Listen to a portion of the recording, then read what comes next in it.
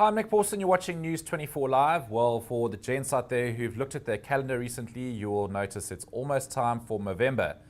But before we get carried away with growing moustaches, let's remember why we're doing it. And I'm joined over Skype this afternoon by none other than testicular cancer survivor Sean Harris, who's also a South African swimmer. Sean, good afternoon. Before you tell us about your personal story and the hurdles you've had to overcome, how are you exactly involved in the Movember campaign? Yes, well, Nick, I'm a brand ambassador for Movember.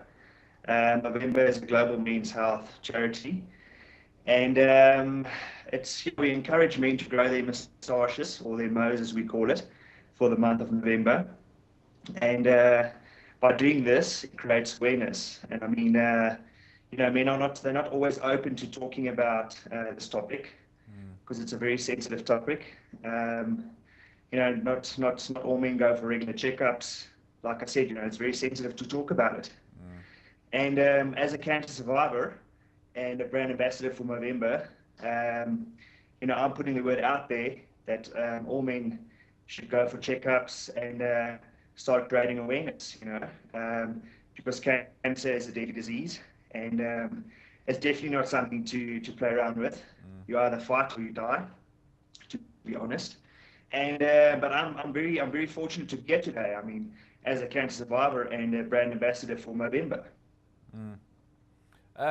Sean, so yeah, let's just talk about your story. I mean, for the viewers that don't know, you are a South African swimmer. You're vying for a spot in the 2016 Rio Olympics. So That's correct. you've really had a serious few hurdles to overcome. Yeah, look, Nick, I was diagnosed in 2011 with testicular cancer, and like I said, I'm very fortunate to be here today. I didn't go for regular checkups. At that stage, I was still training and I was fit, and I thought that it's a deadly disease like cancer would never come across my path. And I was diagnosed in 2011. We had to go with chemotherapy. Because they found a tumor in the abdominal area, which was 8 centimeters, and that was after the first operation where they removed my testicle, and the tumor reduced in size with the help of the chemotherapy. For the first 4.5 months, it reduced in size from 8 centimeters to 3.5, and then in the second phase to 2.5. So it only dropped by 0.5 the second phase of 4.5 months.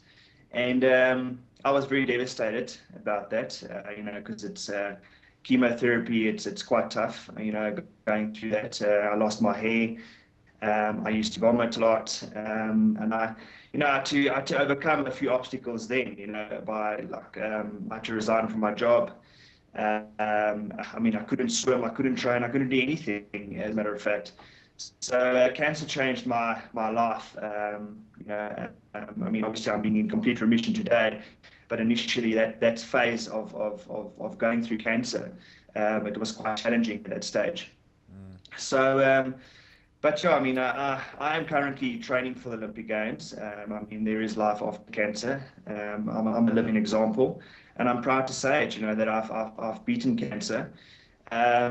So yeah, I'm out there. I'm training hard, and 2016 comes. I want to qualify at senior nationals and represent South Africa at the Olympic Games in Rio. So to prove to the world, that there is life after cancer.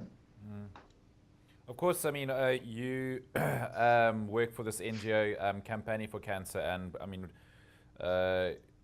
two of the sort of biggest things you support is that the cancer is not necessarily a death sentence, and people also need to be aware that young people can also get cancer. You're living proof of that. Do you want to just talk a bit more about that? I was 28 when I was diagnosed, and as I said earlier on, I never thought that cancer would come across my path. I was 28 and I was fit, and as all men, we don't talk about this. This is a sensitive subject, and my one testicle, it was bigger than the other one. And I didn't notice. I only complained of stomach pains, and and that's how I got to go to the doctor, and when they hospitalized me, and they started the procedure of sonars, etc., etc., and that's where they picked it up. But so I'm very fortunate.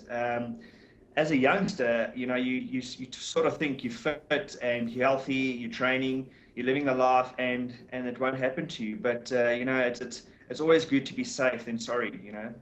Go for regular checkups.